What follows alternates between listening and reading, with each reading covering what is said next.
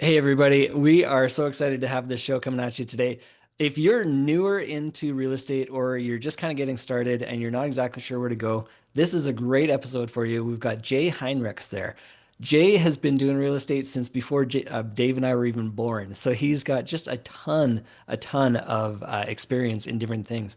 In this one, he's going to talk about how he got started getting his real estate license, started lending out money, started doing different real estate deals into the timber business, back to lending and just all over the place. So he's going to talk about all these different things that he's done over his life. Maybe that'll give you an idea of what direction you want to go. I highly recommend keep watching, keep looking at this episode. You're gonna love it. Welcome back to another Real Estate Note Show. I'm your host, Dave Putz. Alongside me, as always, Mr. Nathan Turner. Hey, how are you doing? Good, man. Our second show from the New Year's is exciting. Um, Yeah, I hope everyone's New Year's was great. As we said last year's show, we get into some details, but on this show, we wanted to hit this year off with a big bang and bring in some really informational uh, uh, investor who can share a ton of information. But before we yeah. get to our guest, how you been? How are things going? Um, Anything new in your space right now? I know the Illinois situation in Cook County is finally resolved and all that good stuff. What's Yeah. new? Yeah. Finally, man, that 5.5 years, we finally got that taken care of. I got the squatters out, man. That took forever, but you just got to do what you got to do. But anyway, we got it Yeah. done. Yep. Listing for sale. Can't wait to get that off my plate and then just be done with it. Fortunately, the value of the property's gone up over the last 5 years, so that helps in That's just recouping our costs. awesome. But overall, it took forever, but Yeah. sometimes that's how the game goes. Yeah. And for those who are first time tuning in, we both been in the real estate note space since 2010, 2008. Been real since 2005. We are buyers, creators of real estate notes nationwide. Been around for a little bit.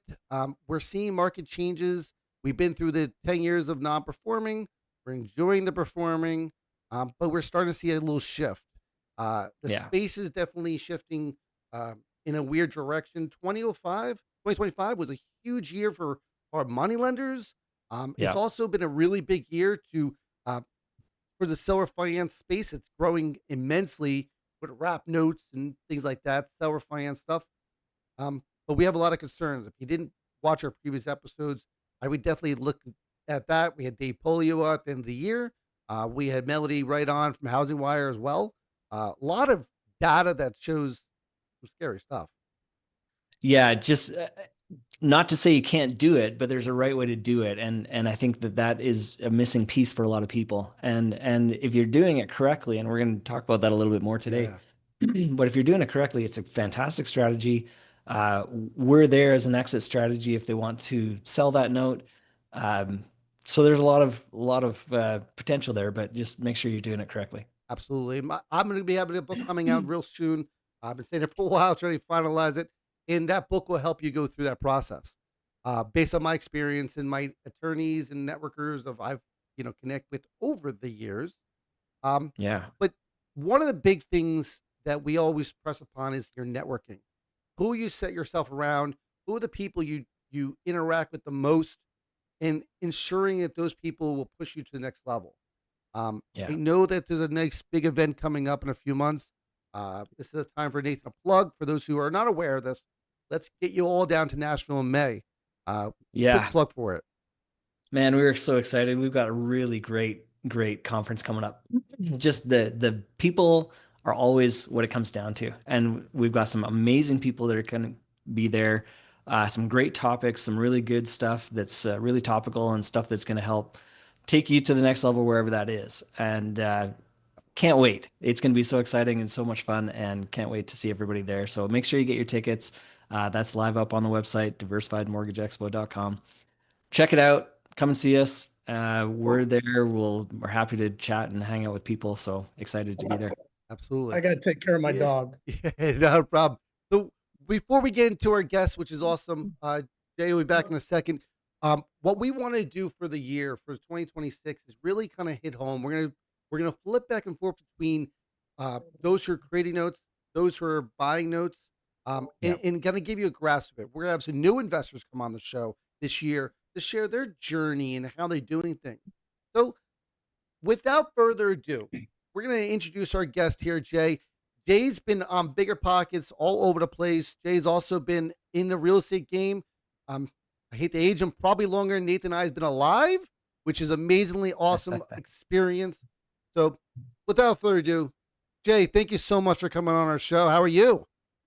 Very good. Thank you. Thank you for having me. Yeah. Well, Jay, before we dive into your vast knowledge, for those who have no clue who you are, how did you get into real estate and what have you done?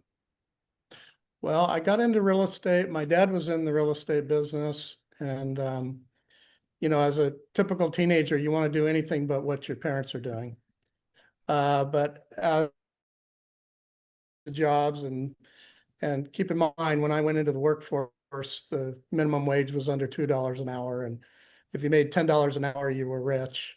Yeah. And so my dad was like, the money's in sales. And so I didn't enjoy college much. After 1 or 2 semesters, I came home. My dad like, go get your real estate license if you want to continue to live at home. And I got it. I went to college a year early, came home, got my real estate license shortly after my 18th birthday, went to work. Took me about 4 or 5 months to make my first sale. And there was a lot of heartache and tears and getting rejected, as a salesman.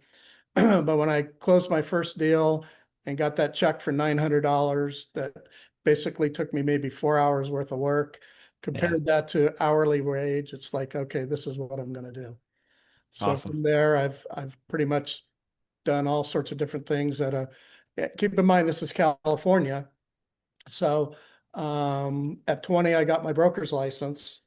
And once you have a California real estate broker's license, you're also basically a mortgage lender. You can do Mm. hard money lending legally. And so I did real estate lending. And then as you grow up in the real estate business and you network, it's one of the neat things of having a real estate license is you meet all sorts of people, especially in the Bay Area. And you start to look at other opportunities, and that led me into real estate development and lending money and all sorts of different things. So Mm. and things tend to go in 5 to 10 year cycles of what's hot and what's not. So What that's how I year is started. this approximately? That's cool. 1975. Okay. Yep. All right. Yep. That's So awesome. I get going from 75 to 79, and then the Carter years hit, and that's when we created a company called California Wrap, and we started buying properties on owner contract and then wrapping them. Did Mhm. that for many years, hundreds upon hundreds of those, and then as that cycled out, moved into more traditional hard money lending, and all the while I'm selling real estate. I'm a real estate broker. So I kind of had to do both, right? Yeah, that's Yeah, awesome. that's I cool. mean, it's great to hear you took advantage of it. I'm shocked you're doing wrap notes during the Carter years.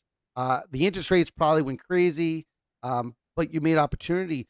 Um, did your family do wrap notes, or how'd you learn about wrap Yeah, notes back yeah. then? My dad and my dad's lawyer in Oakland. And I'm a 17, 18, 19-year-old kid, and I was at my dad's lawyer's office, almost once a week. How do I do this? How do I do that? And he was like, what you need to do is learn the courthouse and learn the back end of real estate. Mm. Back end of real estate is learn escrow. I mean, today's modern real estate agent, depending on where you're at, they have no clue how escrow works. They Yeah. write a contract, hand it over to a closing company and duck, right? So I learned, and in those days, the title plants were still written in the big books. Mm, So I would go into the title plant if I wanted to look at a property. The title officer would open up the big book, and we would do a chain of title right through the big book, right? The big Mm. wow. recording books that were done by Wow. hand. So I'm Wow. Jeez. definitely dating myself, but Yeah. that's where you learn, you learn the basics of how real estate is, Yeah. and not many people that are on the sales side or the entrepreneurial side know that end of it, Mm. like a title officer would know Sure. it. Yeah. Hmm. Interesting. So where'd you Wow, move that's from really cool. there? This is early 80s. Where'd you move from there on? Well, towards the later 80s, I worked with a syndication company that hired me as a consultant, and I ran their land development division in the Sacramento foothills. Hmm. Got a couple really large projects approved because through that whole scenario, I learned about doing bond issues for development.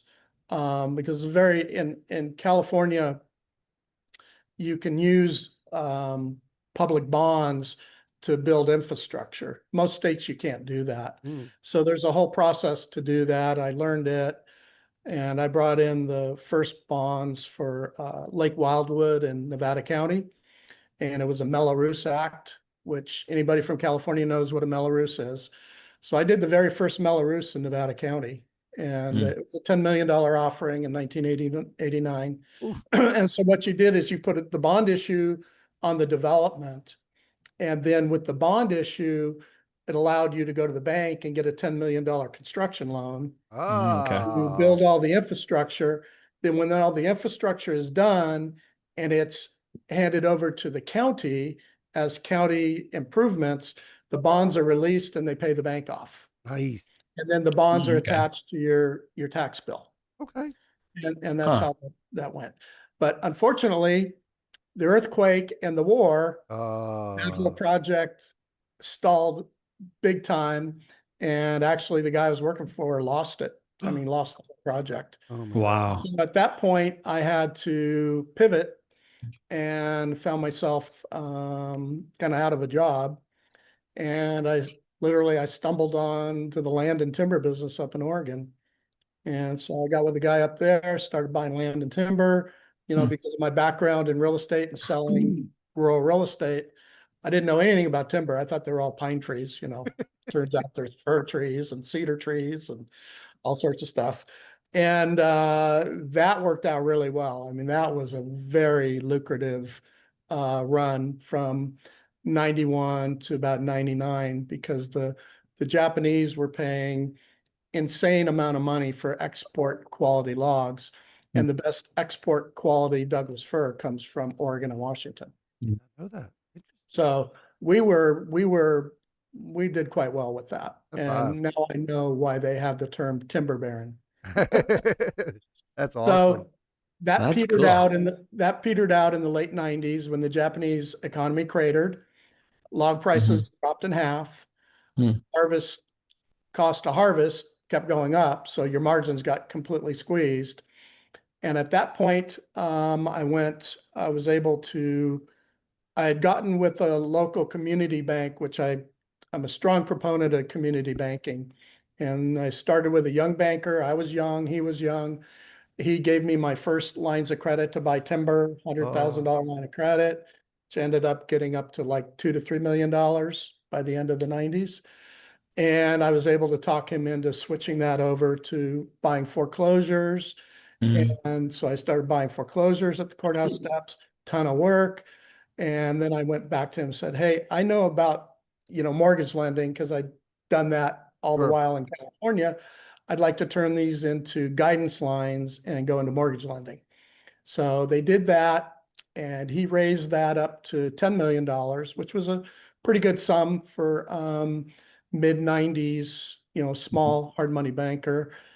And I was able to use that and five other banks that I got, like $5 million lines from right up until '08. I was getting ready to retire, sold my business to all my employees, and Hmm. what happened in '08. Mm. So the sad part of my whole career is between '08 and 2012, I got wiped out. Uh, Yeesh. all my banks got all their money, Okay. every one of them. Some of them had to lower their interest rates, but they got all their principal back. Hmm. But I had to basically, I lost all my equity. Ouch. Hmm. I lost 8 figures and Mm. humbled myself. Everything was gone. All the trappings of you've worked for 40 years, Oh. airplane, cars, house, Ah. Oh my all gone God. by 2012. And I had to start completely over. Oh, wow. And so so I decided to And this is why I like my community banker. He kept a $1 million line of credit for me to Hmm. operate. And that I was on a 90-day revolver. I had to give him Okay. financials every 90 days because the feds were trying to call it. And they had foreclosed on a bunch of lots. Okay. So I had builder contacts. So they were feeding me lots at unbelievable prices, allowing me to use my line of credit to buy the lots from them, and then giving me the vertical loans. So Okay. I now am a home builder. Yeah. Wow. 100% leverage. Home prices start coming up, Yep. sales start coming. Hmm. Long story short, I've built 500 homes in the last since then, since High 2015. Good for you. five. I Bouncing just back. finished my largest project, which was a $75 million project. Oh, And then at the same time, I'm still doing private money lending and have been sure. doing that since. And I grew that from nothing up to, we might be out at 10, $15 million at any one time. But I do that with myself and two staff members, and that's it. I have no interest to being Lima One or Kiavi or anybody like. Yeah. I Yeah. just Nope. it's either our own capital or very close knit group of capital providers, and And that's what are what. your current rates right now? That's What are you awesome. charging your home money? Well, I have a niche, and my rates are going to be higher than anybody else's, but I also Sure. do the sub $100,000 deals. Yeah. Okay. And so I have a very big niche in deals that other, and I don't have a lot of money. Sure. So I can't, 10 million or 15 million as a hard money lender is nothing. Mhm. And Yeah. in the Bay Area, it's 4 loans, right? Yeah. So I can, even in Portland, where I just moved from, that might be 10 loans at the most. Yeah. But out in the Midwest, where I have serial flippers Sure. that are buying for 50, 70, whatever, I end up doing 100+ loans a year. Okay. And because they Awesome. are low balance, my fees are, they're quite a bit higher than a normal hard money lender, but they they have such bigger spreads in them percentage wise than West Coast flippers. Hmm. It's like I mean, who's going to do a loan for 50 grand for 2 points? Yeah. Yeah. Most of the people Okay. we've had on the show who've done it range between like 13 and 2. I think one person was 15 and 3, which I was shocked by. Um, are you around that same ballpark numbers? I'm higher. Okay. Really? Yeah. Awesome. That's awesome. But when the deal works and if the numbers play, then who Yeah. cares, right? Yeah. Yeah, Like that. my people come to me. That's why I'm a capital partner. Yeah. Yeah, most of the stuff I do is as JVs. It's not actual true mortgages. Yeah. Yep. And so it's usually works out to a 60-40, 70-30 split. Higher Okay. side goes to them. And I run on accrual because it's just Mhm. me and one other person. I don't want to make I can't track monthly payments. And Yeah. I'm a big hard money company doing 40 loans a month. Yep. I had to have two full-time, a CPA Yeah. and two full-time ARAP Yep. people. I didn't Yeah. want that overhead. So I run everything on accrual, even my fees. So there's no fees up front. So when I get a payoff, that's when I get Uh, I get my Yeah. fees and my interest, and it helps people scale their businesses when they Yeah. don't. I yeah. even pay the insurance, Oh, and nice. they pay me back when it closes. So someone can come to me, and if they're good at what they're doing and know what they're doing and want to scale, but liquidity is an issue, and it's definitely an issue for Yeah. most of Hmm. the guys in the business. I'm able to take them from, I can get them to the next level. So Gotcha. I lose clients because they've become successful and they don't need me anymore. They either Awesome. self-fund or Sure. they find somebody that will do it for cheaper or whatever. I'm Yeah. hearing a question in the back of my head that I feel like guests will be asking. What are some of the biggest things you've learned over these 45 plus years doing this? That Yeah. That's it, an it awesome experience. My right? goodness. What would you say to someone who's either, just getting started or has been doing for 5 years?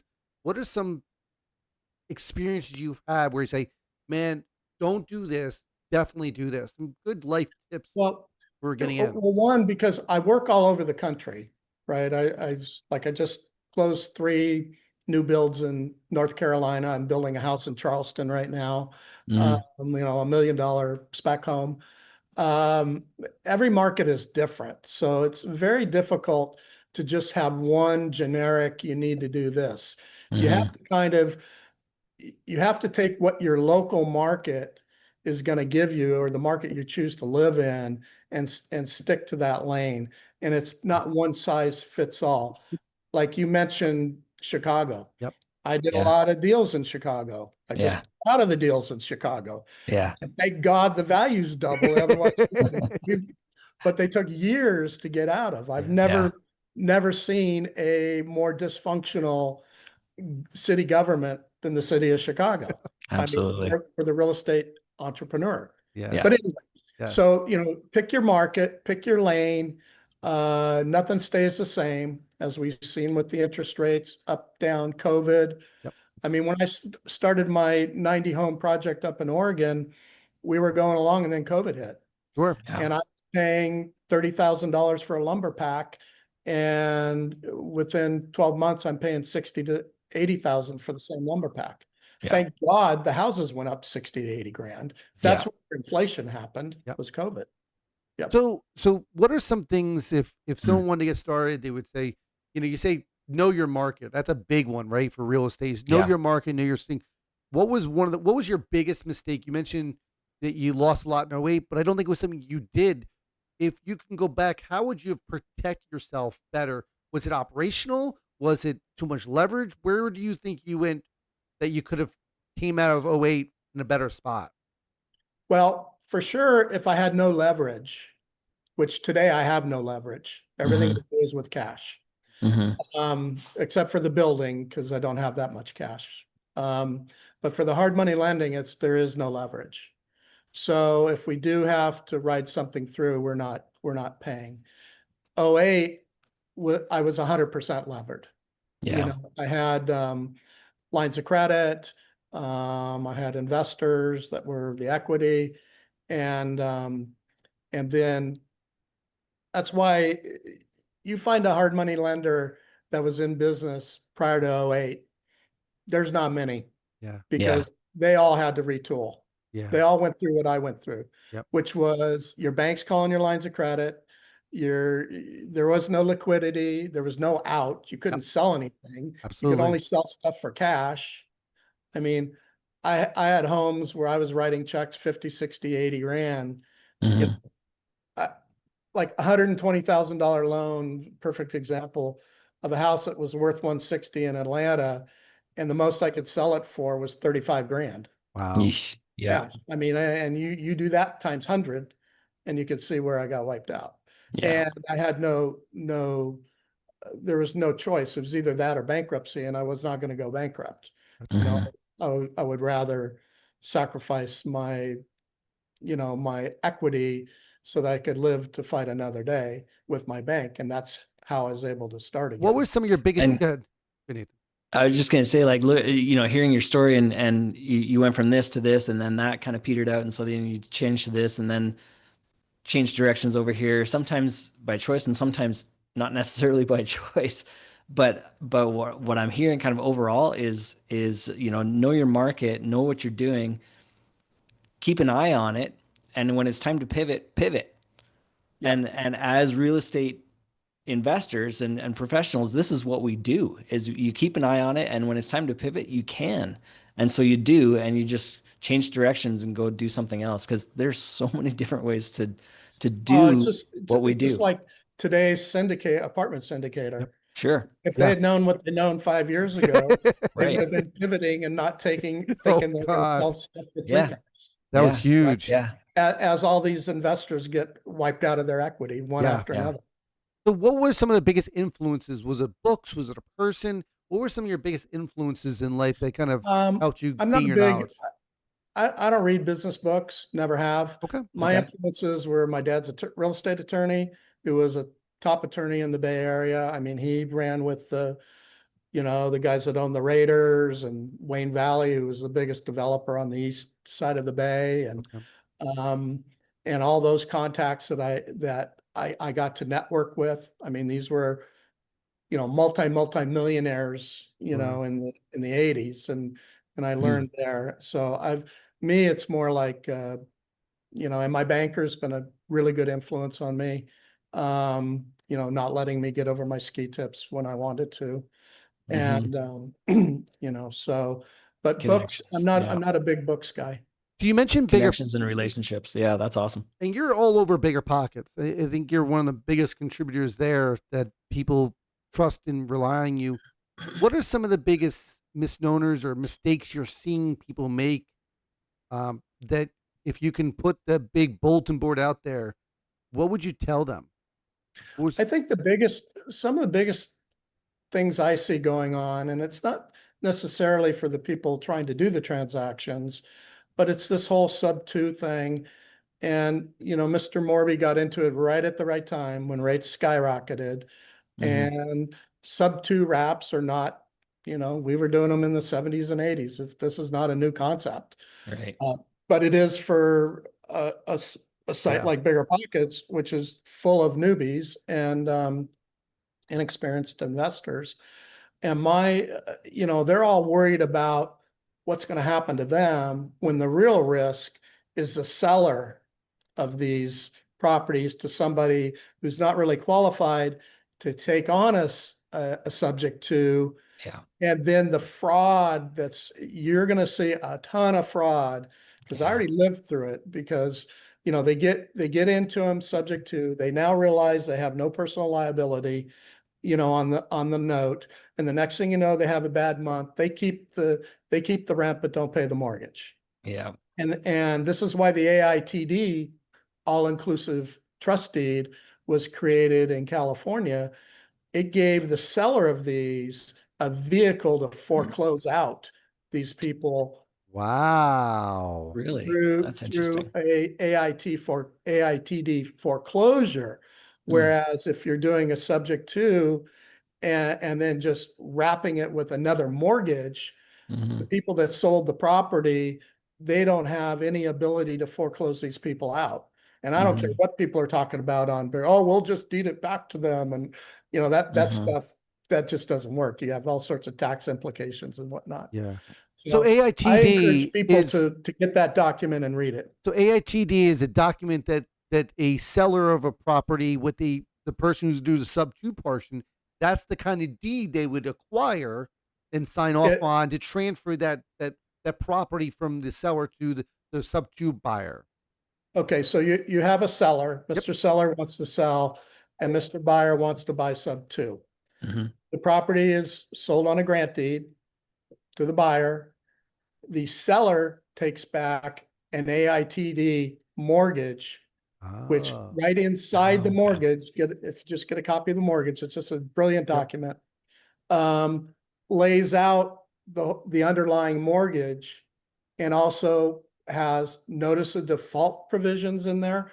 So if there is a notice of default on the first, the person holding the AITD, the second, will automatically get notified from the uh, Ah, from the county recorder because yeah. there's a notice of default in there and they get just like and then that allows them as the beneficiary of that to Hmm. create their own foreclosure that allows them to start paying on the first again and wiping out the person Wow. who bought on the subject Do they to. have to evict Huh.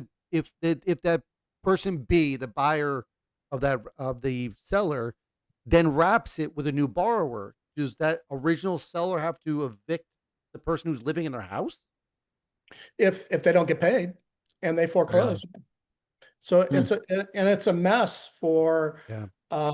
especially someone, you do sub two, you wrap it, then you rent it or lease option it. I mean, it creates the person who sold on sub two will wish they never did it. Let me Yeah. put it that way. Yeah. Got it. Yeah. I think the people that sell on sub two need to be um, much better educated, and most Yeah. people, it's crazy for them to do that. So let's just It'd play be that out better for a just to lease second. option the property. We've had Jeff Watson on Yeah. our show, and we're trying to press this upon the whole community as a whole. It's easy to say you're going to wish you did it right, But a lot of these people are either new, young, and when you hear you're gonna wish you did it right, they're hearing just some bunch of words. What do you mean by you're gonna wish you did it right? What are some of the ramifications of this? Of what Okay, could well, happen? so a young group of investors, they were in their 20s. The traveling buy on sub two and then lease option to people came through Hmm. Portland, Oregon, and then make the Delta, you know. Mhm. Hmm. They did about 35 of them. And the next thing you know, one doesn't pay. And the Delta on all 35 of those was like 200 to 300 a month, Mhm. Hmm. right? So they're making 5, 6 grand a month. Well, they get someone who doesn't pay on their lease option, or if they sold to somebody and they don't pay, now they don't have the money to pay on that one. Yeah. So it's just like in multifamily, if you get to a certain amount of vacancy factor, you can't debt service. Sure. Well, if you're writing a bunch of wrap notes and you have a certain amount of those go bad, unless you have wherewithal reserves, which most of these people don't, they have Hmm. minimal reserves, Sure. and if any, they're stuck. They can't make the payment, and they have someone living in the house for free. So all Yeah. of a sudden, the seller is their mortgage isn't getting paid, and then they're getting notification that they're in default. Now they're pissed. Yep. So these people they ended up getting turned into the AG, and I stepped in. I rescued maybe 10 of them, where I paid them off that they actually had equity, and at least retired those mortgages for them. Got it. And then they ended up coming to work for me doing door knocking. But So anyway, we had Sohel on our show a couple months ago or so, and he was sharing that if the borrower is not properly underwritten, right, and I think if they have up to 3 years, and that borrower defaults, the wrap borrower, they can actually rescind the deal, right, and the buyer, person B, can literally have to owe them all principal and interest payments back to that new borrower because they didn't underwrite correctly. And then they would have to evict the people out of the house that they got basically all this money. So, right, Yeah. and in the meantime, they're supposed to pay the first, and the yep, poor person who sold it to them, some mom and pop who have no idea what they did, yep, Yeah. is going to end up getting. And in a state like Texas that has deficiency judgments Yeah. on owner occupied, they could end up in a seller of yeah. those could end up in big trouble. And now, granted, these can be done right. These can be done correctly. These can be done properly. We're not saying wraps are totally bad. We're saying that there is a lot of risk and a lot of problems with them. I have the bottom line to me is you can do a wrap if you're well capitalized. Like Yeah. we did hundreds of them, but if we Sure. haven't had a problem with an underlying, we just cut a check. Yep. Yeah. And Yep. most of your investors can't, especially where mortgage, especially if they're taking on high value mortgages, 250, 500, whatever, they can't cut checks for that. Correct. And Right. then they're like, oh, we'll just give it back. We'll do this. Well, by the time you get a notice, your seller's already, Yeah. their credit's already trashed because Yeah. now they have 60-day lates, 90-day lates. So there's you know. people who want to get into these wrap because it's exciting, right? You can get the delta, which for those who don't know what it means, you have a 3%, 2% first lien. You charge 9.5. There's the difference between it. That's your delta.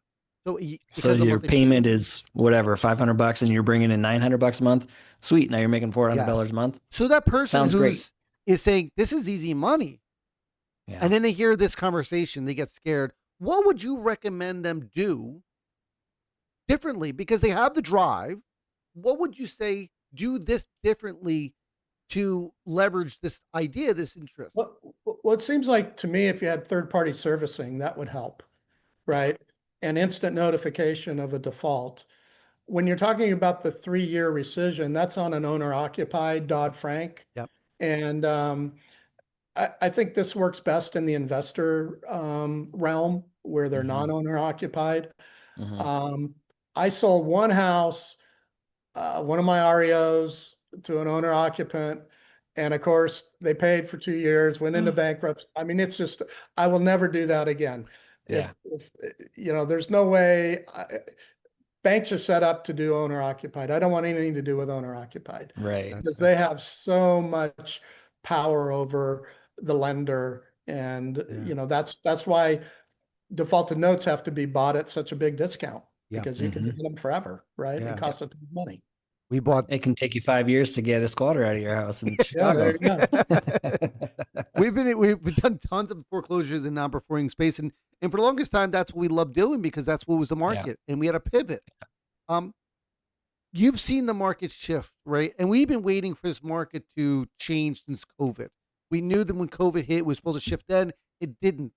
Where what do you think is right now holding the market up? Um, Recently, some days on markets definitely increased, but what's been holding the market up for the last 5 years when we all kind of thought that cycle would have happened? Well, I think, well, one, it's regional. I mean, you're definitely seeing price compression in the markets where there was, FOMO,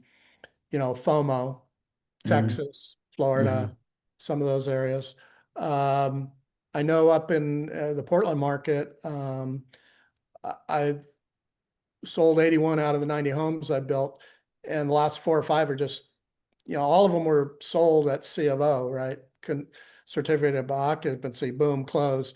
And it's Hmm. taking me 4 or 5 months to sell them. And so added debt service and having to do specials. And, I'm down to the last, like I said, five. And if I don't make any money, I don't make any money because we killed it on 81, thank God. Sure. If I Yeah. was going into a new home project right now with the same, well, I wouldn't do it. Yeah. It's very scary right now. Um, because the bigger companies, Lennar, Ryan Homes, DR, all those guys, they have back end financing that and completely different debt structure Yep. than us small guys.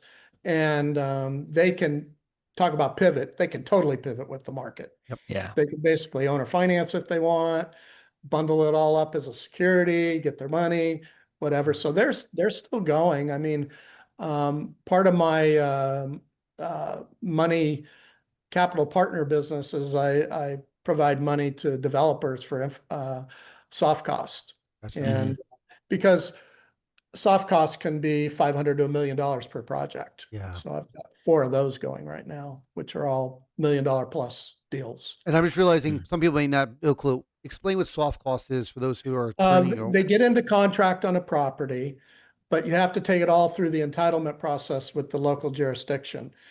So you have to hire the engineers, all the consultants, and believe me, depending on the county, that'll be 10 to 40 different people. Yep. And Yeah. so the old days of putting a map through, in some states, it probably is still the same, or in the rural areas, and just basically drawing a map and recording it, and now you have a subdivision. Sure. I mean, that's over. So we're in like Loudoun County, St. George's, or Frederick County in Virginia, highly um, scrutinized counties. And it takes time, and it's average deals $1 million to get through. And Wow. so that's funding that's joint venture style because there's no security other than the purchase contract. Hmm. And so it's turning out okay. And then the other two I did, one is in Oregon, Lennar is buying it, but we have solid purchase contracts from Lennar. They've already put up 2.5 million in cash. So we're fairly confident that they're going to close and pay us off. Matter of fact, I Gotcha. wouldn't have done it if I wasn't. And I got another one in Georgia where Ryan Homes, same thing. They have a $3 million deposit that's been passed through. The subdivision's being built. And I just put up, bridge capital for that. Gotcha. Nice. We have a lot of young people who are really getting into this space, which is awesome, right? And I think it has to do with some of the popular people in the space making great videos are very attractive, right, wrong, or different. Um, we really want to help them get to the next level. Where would you say for them to look at? Where would you tell them to expand on? And I think Well, becoming a wholesaler is great in a door knocker, in a just a someone that's just someone to look out there for properties and kind of get a feel of what's good or what's bad. What would you recommend this 18-year-old you? How would you get Yeah. restarted?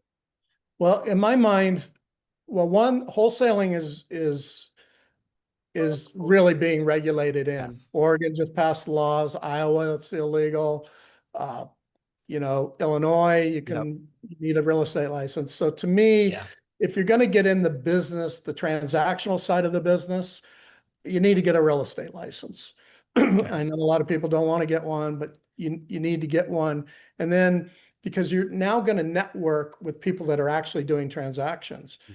Wholesalers, and I fund a ton of stuff that comes through wholesalers, but these are guys that are very well put together, very organized, and they have extremely large marketing budgets.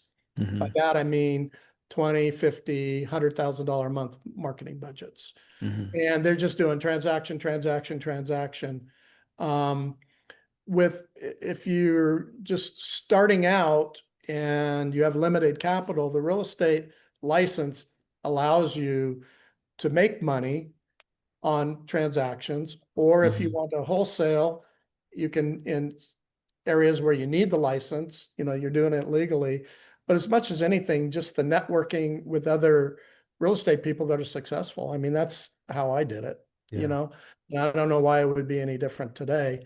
Well To said. me, I can't see a tougher thing to do than to be a private individual to go out there and try to wholesale real estate. That's You right. might And make, how, you might not, you might blow through your credit card money. Um, yeah. and then the other thing is, as it relates to bigger pockets is generally, in my mind, is a rental. You know, everybody's got the idea they're going to buy rental houses and retire. I mean, Yeah. that's just it. I need 10 rental houses and then I don't have to work anymore. Some Right. reason real estate attracts people that hate their jobs.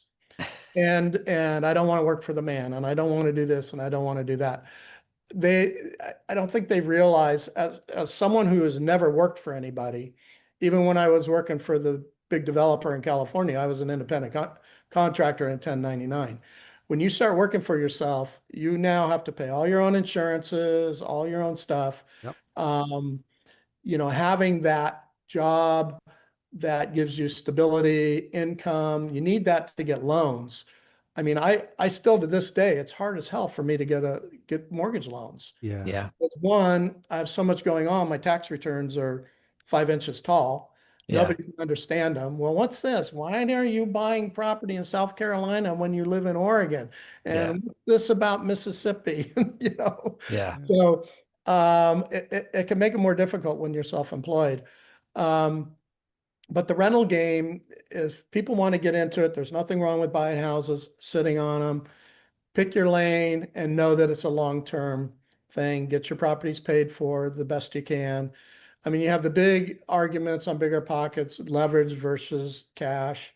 Uh, at my age, I've been through the leverage game. We have no debt. I want no debt. And Right.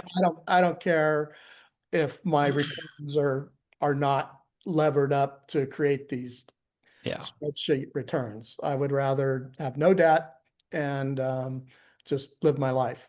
Yeah. So Been there, done that. Right. yeah, Yeah. so people starting out though, leverage is necessary.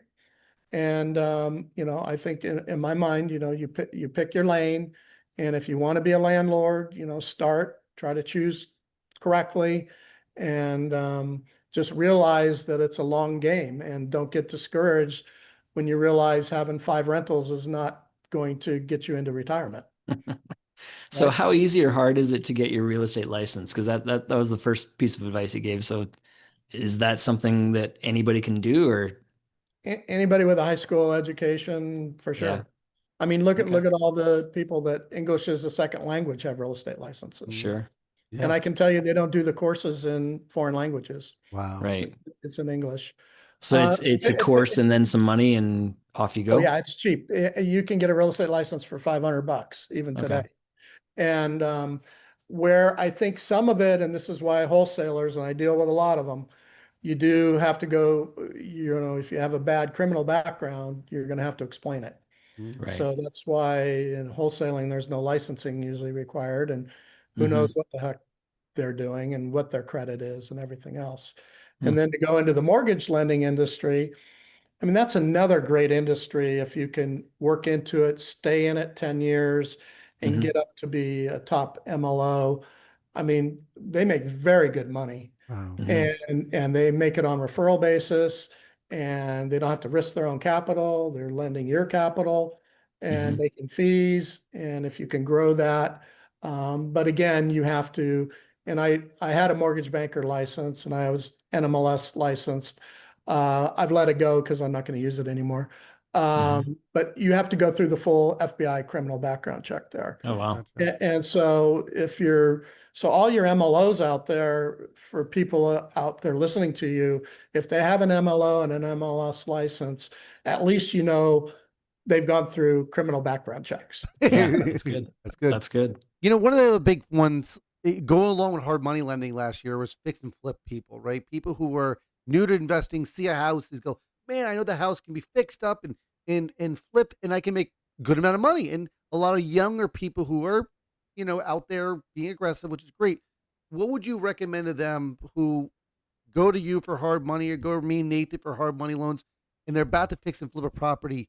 What are some concerns or encouragements you have for those kind of younger generation?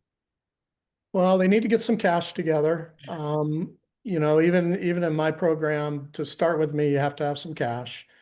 It really helps to have a background in construction, um, and or in real estate. Hmm. And it's a tough thing to do. Now, me personally, I only have maybe 10 clients, but I know them all. I go to their markets. I walk through what they're doing. I mean, it's not unusual for me to fly 75,000 miles a year, because I'll Hmm. leave here and I'll go to my market and I'll spend 4 or 5 days with my clients, going through their houses, trust and verify, Hmm. and then try to set up a program for them. Like, okay, here's how I'm going to take you from A to B to C. And then maybe by the time you get to D, you won't need me anymore. You What Yeah. know, how you'll, what you'll it what can they do to become successful in a fix and flip if they're doing their first home? What should they do to become more successful so they can be doing 20 or 30 of these things?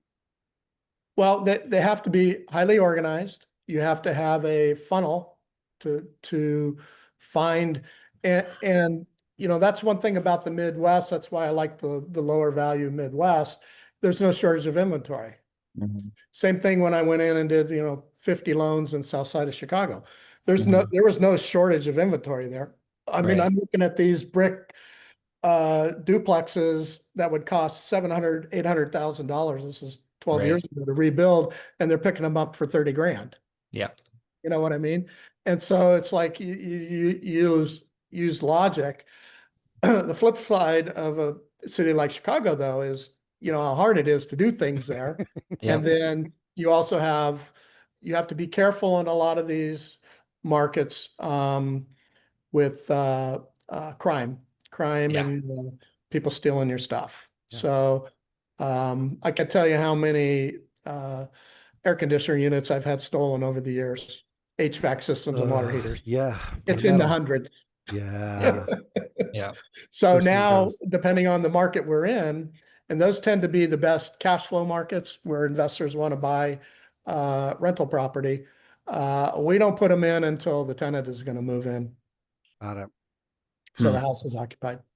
And then in Chicago, we use the dog system, which you're probably familiar with. Yeah. You know, Yeah, that's what I just put up, and it was funny actually. So real quick, I posted about this Chicago house after we got it done, and told how I put the dogs on there and everything, and somebody wrote in and said, oh, if it's in a neighborhood where you need those, then maybe that's not the kind of neighborhood you want to be buying. And I was like, oh, no, no, no, it's not the neighborhood. I'm worried about the people breaking back in. They've already done that 3 times. So yeah. this is Yeah. nothing to do with the neighborhood. This is about these squatters trying to get back in. So Well, anyway, a it was lot of kind of funny. times depending on the neighborhood, um, the, they're,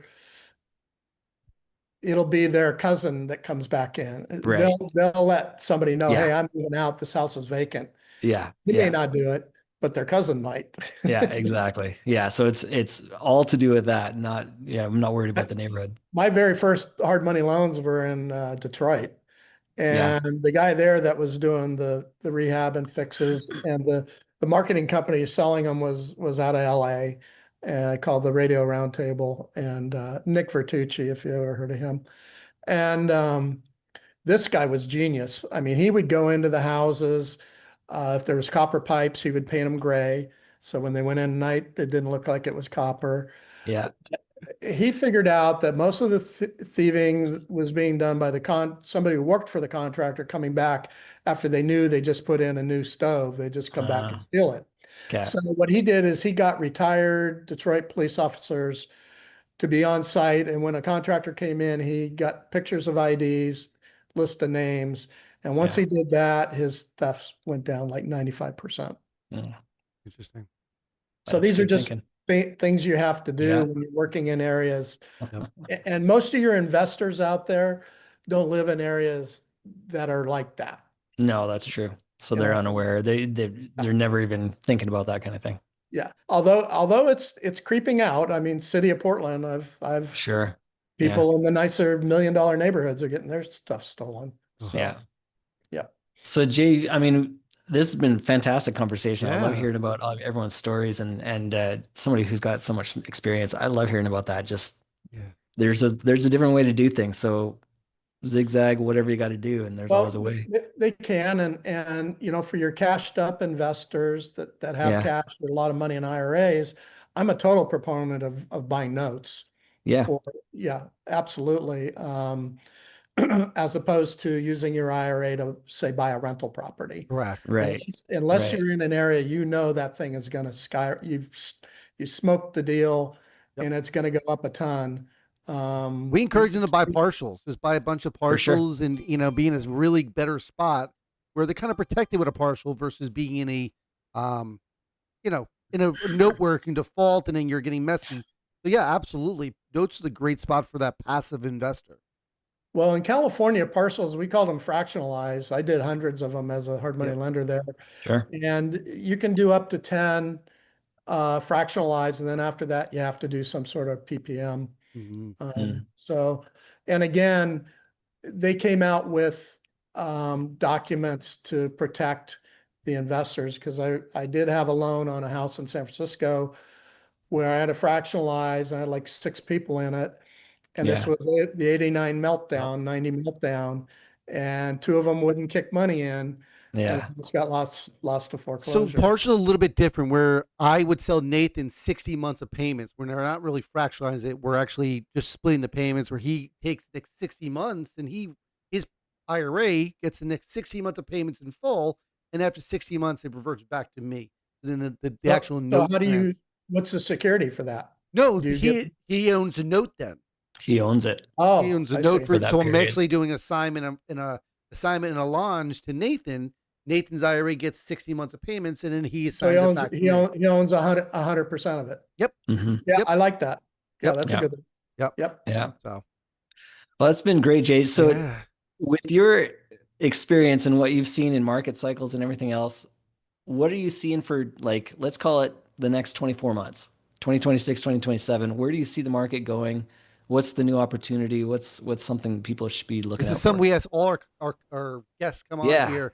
We always want to get that inside knowledge, and we all know it's a crystal ball. What do you know that we don't know? Yeah. So only a crystal ball. I think a lot of this has to do with sentiment, employment, and interest Ah, rates. okay. We got totally spoiled with those super low interest rates. So, people are like, well, 6% is too high. Yeah. Well, when I was buying real estate 20 years ago, 6% was a great rate, Yeah. so, and I understand the affordability because the houses have gone up. What I don't understand is the government, oh, we got to make things more affordable. Well, real estate is priced for, willing buyer, willing seller, Right. and it's not, you can't artificially lower it unless the government's going to come in and subsidize it, right? Yeah. I mean, I don't Yeah. understand where the politicians are going with, oh, we got to make housing more affordable. Yeah. The only way you're going to make housing more affordable from my standpoint, and you could, is like, even in Oregon, before I even go vertical, it's going to cost me about 50,000 just for permits. Hmm. Right? That just the sewer tap, the water tap, all that kind of stuff. So if you can take those away, you could definitely lower the price of the house because Sure. I have to borrow, that's got to go into my construction loan. So Yep. I'm paying interest on it, right? I don't know. I think and then a lot of people were thinking 25, the rates were going to come down. I know a lot of syndicators were, right? Yeah. Apartment guys. That didn't happen. And 26, the stuff I've been reading, and I just read the same stuff you guys do, Scotsman's Guide and stuff like that. They're not predicting the rates to come down much. So you kind of have to deal with, the cards that you're dealt. Again, for me, why I don't want to just run out and grab a bunch of debt, So do you think value of properties will be flat? Do you think they'll decrease 5-10%? Do you think, what do you Well, see? I think it's totally market dependent. Okay. Market dependent and Mhm. job dependent. I've been doing a lot in North Carolina, and they're building the new Toyota battery factory. That's going to Sure. employ a lot of people. So there's some good values there, and people like North Carolina for other reasons, right? Yeah. Just not for Other notes. areas, pardon me? Just not for notes because it's too regulated for notes. Yeah, Not great for notes, but yeah. yeah, yeah. I don't know that end of it. Yeah. Chicago, you look at what's happened with the property taxes there, that could crush Yeah. the values there. Yeah. Texas, in my mind, property taxes are super high there. And that's always led to, you're only going to have a certain amount of appreciation when your property taxes are skyrocketing like that. And then Yep. Florida, you have insurance. So Mm. every place has its different ups and downs. I'm Mhm. here in Las Vegas. Markets, some people say it's no good. Others, it's like we have the highest median going on. Mhm. It's just really market dependent. And if hard Interesting. money loans were 2025's biggest market, it grew immensely. What's your prediction for 2026? What do you be that would be the field of real estate that will do the best as a Well, guess? in my mind, hard money loans have always been there. I mean, I went to work, when I started in the hard money and also in the late 80s, for a man named Jack Langer at Langer Mortgage in Oakland. He had started the business in like 1952.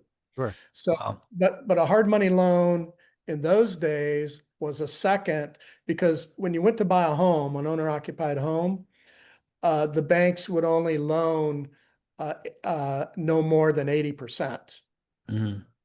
There was no Yeah. FHA, VA like that, 100% loan or 95. So you had to have 10% down if you wanted to own a home. And then Jack gave you a 10% second, Gotcha. Mm. because there was no rules about owner occupied. So he did hundreds, Mm. thousands of Mhm. 10, 20, $30,000 seconds at 5 and 15. Gotcha. Do you So, think you see more defaults coming up in 2026? I don't know if, well, in the sub two space for sure, there's Mm. going to be a bunch there. Yeah. Yeah. If Yeah. there's going to be a concentration, it's going to be in the sub two space. Yeah. Yeah. Um, because of undercapitalized people jumping into it, and then the people they sell to stop paying. I Yep. mean, I had the FBI in my office one day where, this guy had done like 25 of them and never made a payment on the underlying on any of them, Oh, and was wow. ripping the rents on everything. Yikes. So once the criminal element understands, you'll end up with the Somalian effect. Once they understand how they can take advantage, the next thing you know, it's going to be a ton of criminals in there ripping rents. Yeah. Yeah. Yeah. Well, Jay, Wow. this is a fascinating hour. Yeah. The journey through your life has probably been amazing. If you haven't wrote a book yet, I think you should. A wealth of knowledge, wealth of experience, and you've done a lot of different fields, which is tremendous. It has the ability to go from wood to, the timber. I didn't even know you did timber before. Yeah. To do Well, the that's rep notes, mortgage my lending. absolute favorite occupation was being in the timber That's business. That's amazing. cool. The shifting of Well, gears and understanding that stuff is truly amazing. Yeah. Well, when you go out there and you're in the woods, now you're environmentalists, but Oregon is a timber place. You replant it. I've replanted millions of trees because It's we've amazing. logged so many acres. But when you could go out in those days and buy a 40-acre tract for 200 grand, log it, Wow. 60 days later, get 400,000 in cash back, and still Yeah. own the land. That's a good Wow. business. Yeah. And then I Wow. would sell those on terms, and then I would hypothecate that note to my bank to pull cash out and go do it again. Nice. That's So there's amazing. all sorts of, you got to learn the back end of real estate. There's all sorts of Absolutely. finance, you know, like you guys with your Yeah. parcels didn't really realize how that worked. Yeah. But that's what if you're getting into real estate, that's why you need to get into it and learn the back end of it. Sure. Not just the marketing stuff you see on YouTube of wholesalers and, you know, Right. Yeah. people putting That's up awesome. checks. Yeah. Yeah. Yeah. Yeah. Well, Right. Jay, we're greatly appreciative you spend the time with Yeah. us. It's been a pleasure having you. We're gonna recommend everyone. There is a link below. Please feel free. There's a form you connect to. You're gonna get a link to his website. Jay has immense information. Get on Bigger Pockets and follow him on there too. He's posted everywhere. I think known to man. His experience is second to none. So I appreciate Jay your time, your energy, as well as just your experience. Yeah. All right, Yeah. guys, have a Thanks for good day. sharing. Have a good day, and thank you so much for having me on. And anybody who does make a submission on my website, we answer everybody. That's awesome. Awesome. Thank you So so don't, much. yeah. Thank All you so right. much, Jay. Take care. Be well.